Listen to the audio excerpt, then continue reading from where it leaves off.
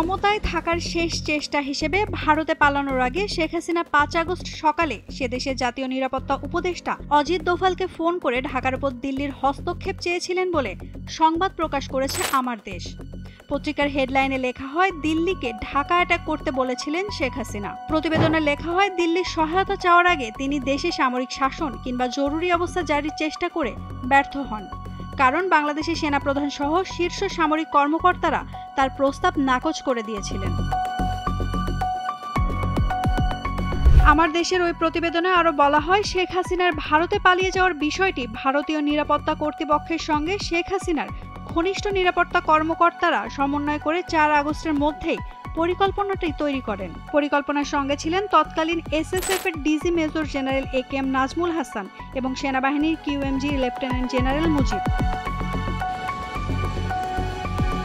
সংবাদ মাধ্যমটি বলছে, শেখ হাসিনা ৪ আগস্ট বঙ্গভবনে রাষ্ট্রপতি মোহাম্মদ শাহাবুদ্দিন চুপ্পুকে ফোন করে জরুরি অবস্থা জারির জন্য প্রস্তুত থাকতে বলেছিলেন। সেনাপ্রধানকে নির্দেশ দিয়েছিলেন গুলিবর্ষণ করে ছাত্র জনতার বিক্ষোভ দমনের। তেমনি বিমান বাহিনী প্রধানকে হেলিকপ্টার থেকে গুলি চালাতেও বলেছিলেন তিনি, কিন্তু শেখ হাসিনার কোনো অভিপ্রায় বা হুকুম তামিল হয়নি। শেষ পর্যন্ত শেখ হাসিনাকে প্রাণ রক্ষার জন্য সুটকেস গুছিয়ে নিরাপদ অবস্থানে যেতে ৪৫ মিনিট সময় বেঁধে দেওয়া হয়। এ সময় তিনি ১৪টি সুটকেস সঙ্গে করে নিয়ে যান এবং সুটকেসগুলো ঠিকভাবে বিমানে উঠেছে কিনা সে ব্যাপারে নিশ্চিত হন।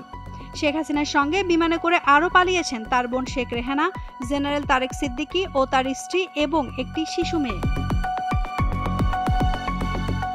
আমার দেশ বলছে, শেখ হাসিনা পালায় না। এই দমভুক্তির ১০ দিনের মাথায় দেশ ছেড়ে পালিয়ে ভারতে যান তিনি। ১৫.৫ বছর দোর্দণ্ড প্রতাপে ক্ষমতায় টিকে থাকা একজন প্রধানমন্ত্রী এভাবে দেশ ছেড়ে পালিয়ে যাবেন, এটা কেউ ভাবতেও পারেনি।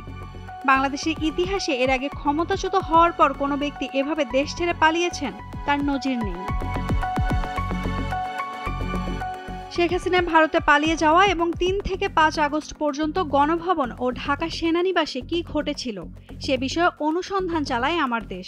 গণভবনে প্রত্যক্ষদর্শী নিরাপত্তা কর্মকর্তা, সেনা ও বিমান বাহিনীর সংশ্লিষ্ট সূত্র, প্রধান উপদেষ্টা দফতর ও বঙ্গভবন সূত্রে এবং কয়েকজন উপদেষ্টার কাছ থেকে পাওয়া তথ্য, অজানা সব কথা বেরিয়ে আসে। বিষয়গুলো স্পর্শকাতর হওয়ার কারণে নাম উল্লেখ করা হয়নি। অনুসন্ধানে আরও জানা গেছে, ভারতের নিরাপত্তা উপদেষ্টা অজিত দোভালের সঙ্গে শেখ হাসিনার অন্তত ২বার কথা হয়। দোভাল অন্যান্য কর্মকর্তার সঙ্গেও কথা বলেন এবং শেখ হাসিনার নিরাপত্তা নিশ্চিত করার তাগিদ দেন। ৫ আগস্ট বেলা ১১টার দিকে সেনাপ্রধান জেনারেল ওয়াকারুজ্জামানের সঙ্গে ভারতীয় সেনাপ্রধান টেলিফোনে কথা বলেছেন বলেও অনুসন্ধানে জানা গেছে। শেখ হাসিনা তেজগাঁও কুর্মিটলা বিমানবন্দর থেকে বিমান বাহিনীর বিমানে করে দুপুর ১২টা ৪০ মিনিটে ফ্লাই করেন। এর আগে রাশিয়ার তৈরি হেলিকপ্টার কল করে এনে প্রস্তুত রাখা হয়। সেখান থেকেই হেলিকপ্টারে ওঠেন প্রধানমন্ত্রী শেখ হাসিনা, তার বোন শেখ রেহানা, জেনারেল তারেক সিদ্দিকী ও তার স্ত্রী এবং একটি শিশু।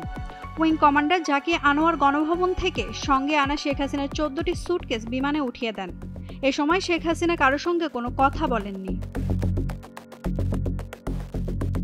কুর্মিটলা পৌঁছার ১০ মিনিটের মধ্যেই শেখ হাসিনা, শেখ রেহানা ও তারেক সিদ্দিকীকে নিয়ে বিমানটি উড্ডয়ন করে। এ সময় সিভিল এভিয়েশন কর্তৃপক্ষ শাহজালাল আন্তর্জাতিক বিমানবন্দরে সব ধরনের বিমানের ওঠানামা বন্ধ করে দেয়। বিমানটি ট্রান্সপন্ডার বন্ধ করে উড্ডয়ন করে, যাতে রাডারের সঙ্গে যোগাযোগ সংযোগ না হয়। সাধারণত বিমান উড্ডয়ন করে নর্থ বেঙ্গল হয়ে ঘুরে যায়, কিন্তু এই বিমানটি আকাশে উঠেই নর্থ বেঙ্গলে না গিয়ে ত্রিপুরার দিকে চলে যায়, যাতে খুব অল্প সময়ে সীমান্ত পার হতে পারে। এরই মধ্যে ভারতীয় কর্তৃপক্ষের ক্লিয়ারেন্স পেয়ে বিমানটি সরাসরি দিল্লি চলে যায় এবং নামে দিল্লির উপকণ্ঠ উত্তরপ্রদেশের গাজিয়াবাদের হিন্দন বিমান ঘাঁটিতে। সেখানে ভারতের নিরাপত্তা উপদেষ্টা অজিত দোভাল শেখ হাসিনাকে অভ্যর্থনা জানান। জানা গেছে, হাসিনা সেখানেও অজিত দোভালকে ঢাকায় আক্রমণ করতে বলেন। শেখ হাসিনা হিন্দন ঘাঁটিতে নামানোর পর রিফুয়েলিং করে বিমানটি কর্মকর্তাদের নিয়ে ঢাকায় ফিরে আসে। গোয়েন্দা সূত্রে জানা গেছে, ভারতের নিরাপত্তা উপদেষ্টা অজিত দোভাল এর আগেও দফায় দফায় ঢাকায় এসেছেন। গণভবনে যেতেন, কিন্তু তার আসা যাওয়ার কথা গোপন রাখা হতো।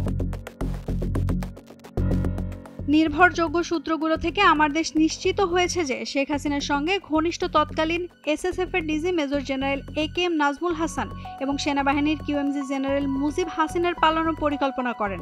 জেনারেল তারেক সিদ্দিকী এ ব্যাপারে ভারতের নিরাপত্তা উপদেষ্টা অজিত দোভালের প্রয়োজনীয় গাইডলাইন নেন।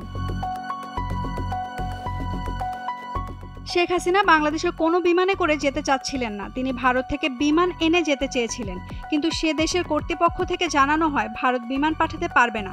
এটা করা হলে আন্তর্জাতিক ক্রাইসিস সৃষ্টি হবে। এরপর সিদ্ধান্ত হয় বিমান বাহিনীর বিমানে করে শেখ হাসিনা ভারতে পালাবেন। নাওমিন নাসরিন, ডেইলি সান।